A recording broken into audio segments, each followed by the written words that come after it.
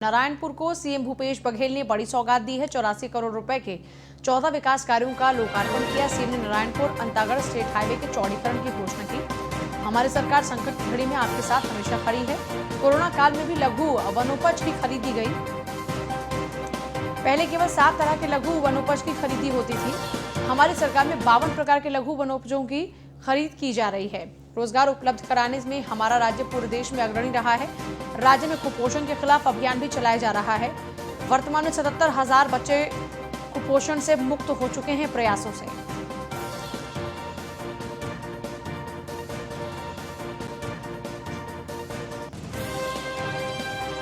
₹84 करोड़ रुपए के 14 विकास कार्यों का लोकार्पण सीएम भूपेश बघेल ने किया।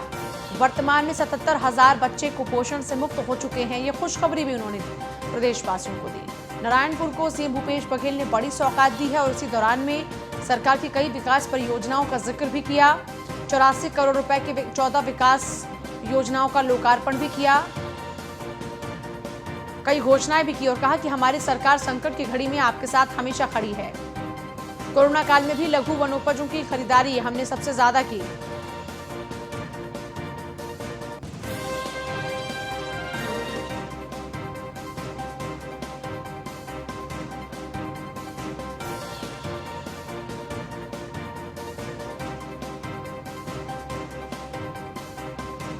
राज्य में कुपोषण के खिलाफ अभियान भी चलाया जा रहा है।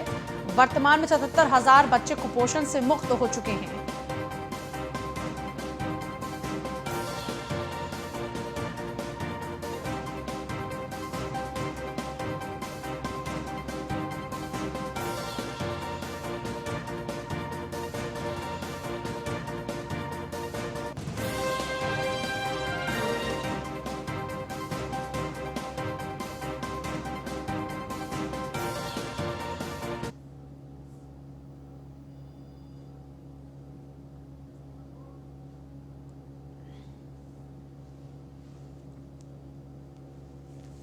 स्टेट हेड सतीश बोध हमारे साथ में है। सतीश जी, 84 करोड़ रुपए की विकास परियोजनाओं का लोकार्पण किया, साथ ही साथ विकास की कई परियोजनाओं का यहां आगाज होगा। इसको लेकर कई घोषणाएं भी सीएम द्वारा की गई। आपको बता दें कि छत्तीसगढ़ के मुख्यमंत्री भूपेश बघेल 2 दिन के प्रवास पर नारायणपुर जिले पहुंचे हैं। ये नारायणपुर जिला नक्सली एरिया है और सेंसिटिव एरिया है। यहाँ पर भूपेश बघेल ने कई करोड़ रुपए की विकास कार्यों की सौगात दी है और कई कार्यों का भूमि पूजन किया है। आपको बता दें कि नारायणपुर में ये जो आदिवासी क्षेत्र है, ये यहाँ पर भूपेश मुख्यमंत्री का पहला प्रवास है जब से मुख्यमंत्री बने हैं। और उसके बाद यहाँ पहुंचकर मुख्यमंत्री ने कई करोड़ों के विकास कार्य और वो उसका भूमि पूजन किया है। जी चलिए, बहुत ही शुक्रिया आपका।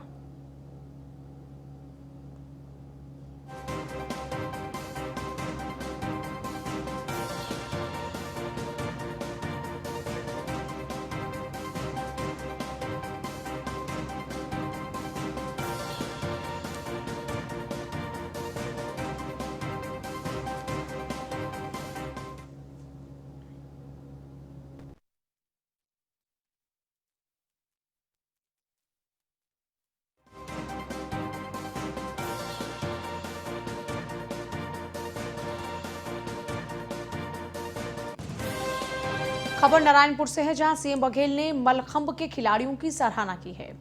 बेहतरीन प्रदर्शन के लिए खिलाड़ियों को शुभकामनाएं भी दी और खिलाड़ियों का बेहतरीन प्रदर्शन देखने का अवसर मिला, यह भी उन्होंने जिक्र किया और कहा कि खिलाड़ी देश में छत्तीसगढ़ का नाम रोशन कर रहे हैं। नारायणपुर के मलखंभ के खिलाड़ियों ने आज रोमांचक प्रदर्शन किया। मुख्यमंत्री भूपेश बघेल भी खुद इसके साक्षी बने।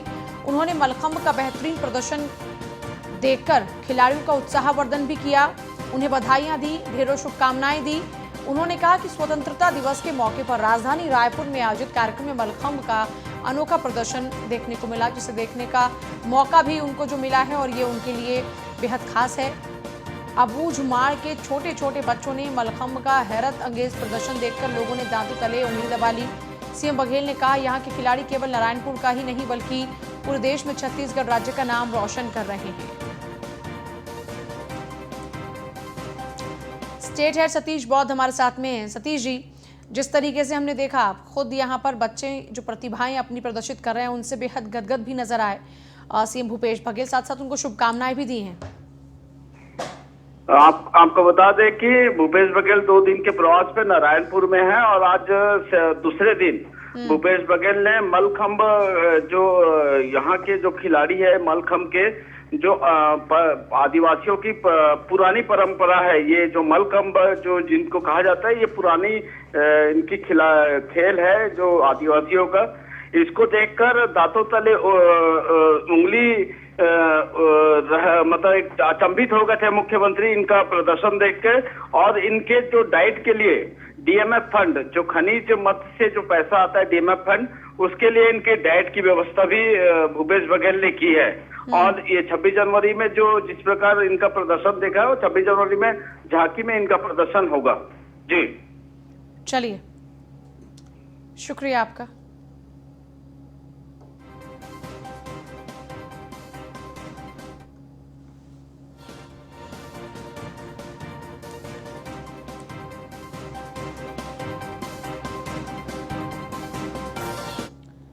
Ahmedabad range IG KG Bhati का निधन अपोलो अस्पताल में हुआ, अंतिम सांस वहीं ली।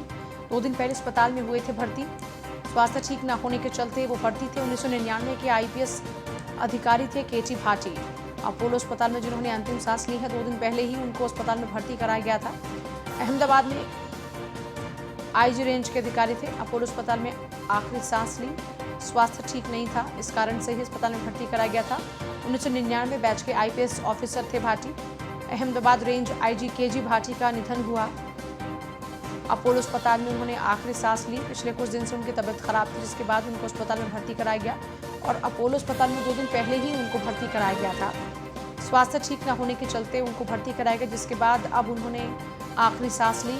1999 बैच के आईपीएस ऑफिसर थे केटी भाटी।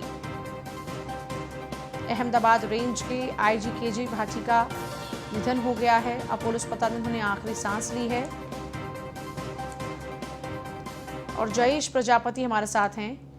जयेश, आईजी केजी भाटी का निधन हो चुका है, क्या कुछ अभी तक अपडेट मिल पा रहा है आगे की जो प्रक्रिया है उसको लेकर? जी, आपको मैं बता दूं कि अहमदाबाद के रेंज आईजी में जो कोई दिमाग से हॉस्पिटल में वो अंतिम श्वास लिए थे। तबियत खराब होने से कई दिनों से अस्पताल में भर्ती थे। 1999 की बेंच वो आईपीएस थी। उनके मौत से अहमदाबाद पुलिस में बहुत ही हस्तक्षेप किया है और उसका व्यवहार अच्छा था और सभी आईपीएस अधिकारी या कोई भी पुलिस अधिकारी के सबसे शोक का माहौल आ। चलिए, बहुत ही शुक्रिया आपका। फिलहाल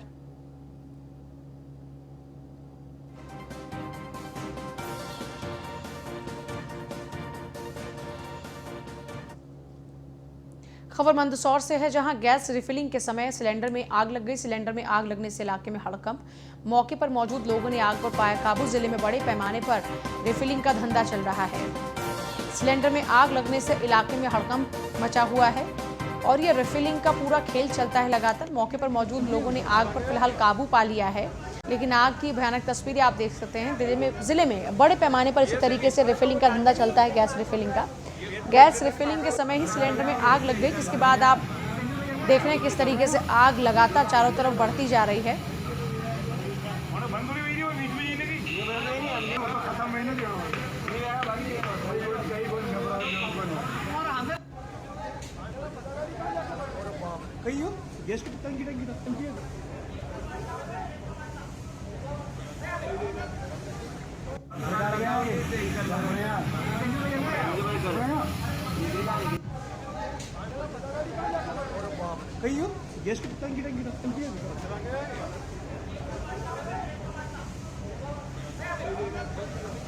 ये से भी तो वो जाते नहीं कहीं मार छोड़ रहा है, ये फेंक देते नहीं पागल।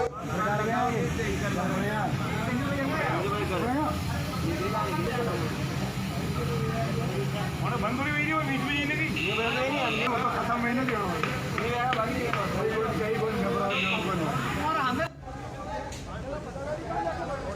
कहीं हो गैस की टंकी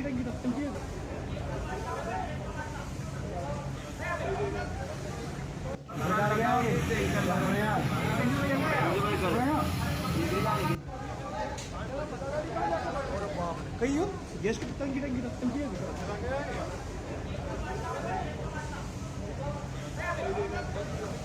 ये से भी तो वो जाते नहीं कहीं मार छोड़ रहा है ये फेंक देते नहीं पागल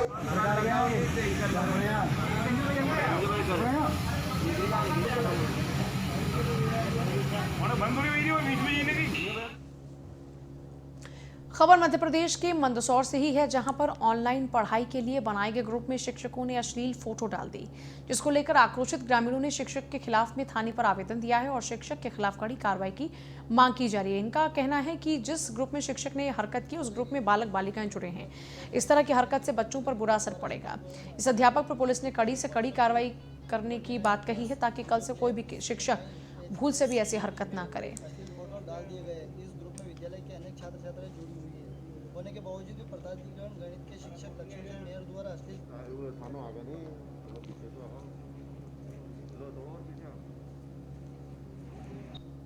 कि मैं विगत 40 दिन से छुट्टी पे था और मैं अवकाश पर था उस समय जब ये घटना घटी, तो किसी जनप्रतिनिधि ने मेरे को टेलीफोन के द्वारा सूचना दी है।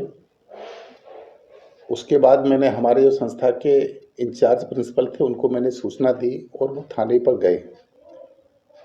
संबंधित प्रिंसिपल भानपुरा थाने गए। थाने से उन्होंने आवेदन दिया सर को और सर ने उसी दिन कार्रवाई के लिए वरिष्ठ अधिकारी को मेल कर दिया। लेकिन सर जिला शिक्षा अधिकारी से जब बात हुई तो उन्होंने बोला कि हमारे पास ऐसा कोई मामला है ही नहीं संज्ञान में अभी तक, तो ये कहीं ना कहीं इस बात को दबाया जा रहा है। नहीं, ऐसा नहीं।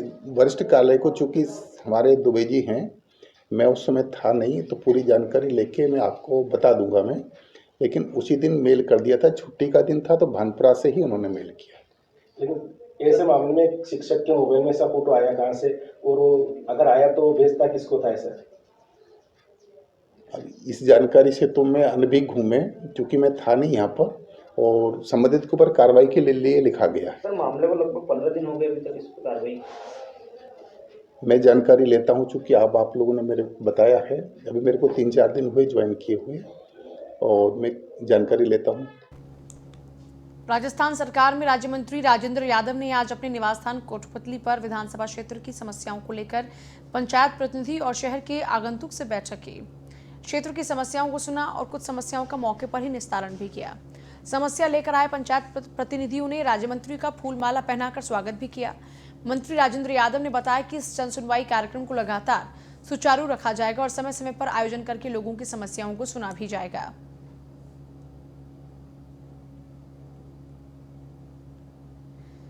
तो मंत्री ने लोगों की समस्याओं को सुना, आप देख भी रहे हैं। जो यहाँ की आम समस्याएं थी उनको लेकर सुनवाई की गई, कई समस्याओं का मौके पर निस्तारण भी किया और लोग बेहद उत्साहित भी नजर आ रहे हैं अपने नेता को अपने बीच में पाकर।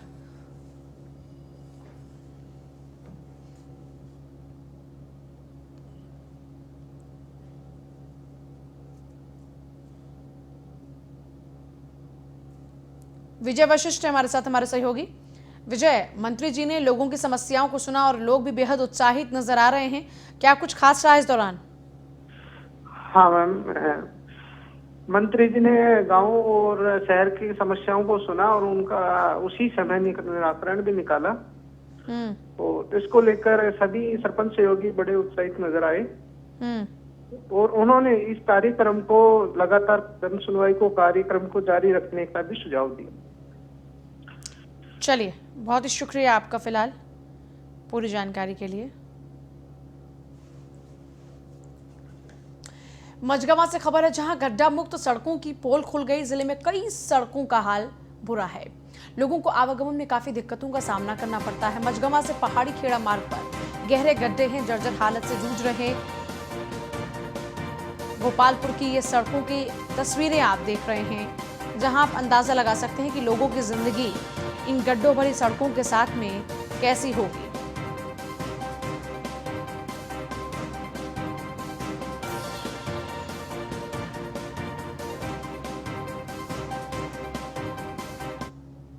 बरौंधा से जो 17 किलोमीटर की रास्ता है वो बहुत ही जर्जरपूर्ण है और इसमें से खोही, कंदर, कंवारी, गोपालपुर, जवारीन जैसी पंचायतें लगभग आधा दर्जन से ऊपर पंचायतें बहुत ही प्रभावित हैं और माना जाए तो आधा सैकड़े भी पंचायतें पूरे विकास खंड के लिए पहुंचती हैं, वो सभी इसी जर्जर रोड से जाती हैं। इनमें से आए दिन एक्सीडेंट होते रहते हैं और कोई भरोसा नहीं है कि यहाँ से जो कर्मचारी अधिकारी वहाँ पर काम करते हैं वो सुरक्षित पहुँच जाएँ। धन्यवाद। पत्कार होता है तो नाम मात्र के लिए गिट्टी बस डाल दी जाती है और धूल डाल दी जाती है, बस तुरंत उखड़ जाती है। अब सड़क 2017 के बाद आज तक मरम्मतीकरण नहीं हुआ है। निकल जाइए तो फिर ठीक रही।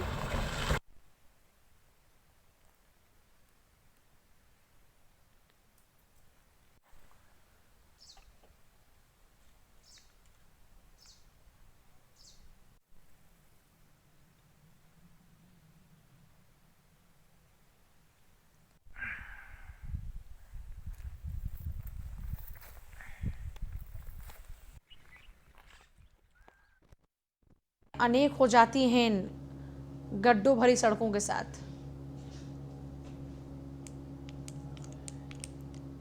चितरंगी एसडीएम नीलेश शर्मा की बड़ी कार्रवाई सिंगरौली में और धान खपाने वाले माफियाओं के खिलाफ ये कार्रवाई की गई। उत्तर प्रदेश से लाकर मध्य प्रदेश में ये लोग धान बेचते थे। यूपी 240 क्विंटल धान समेत ट्रक को जब्त किया गया है। आरोपियों के खिलाफ में धारा 420, 418 के तहत मुकदमा दर्ज हुआ है।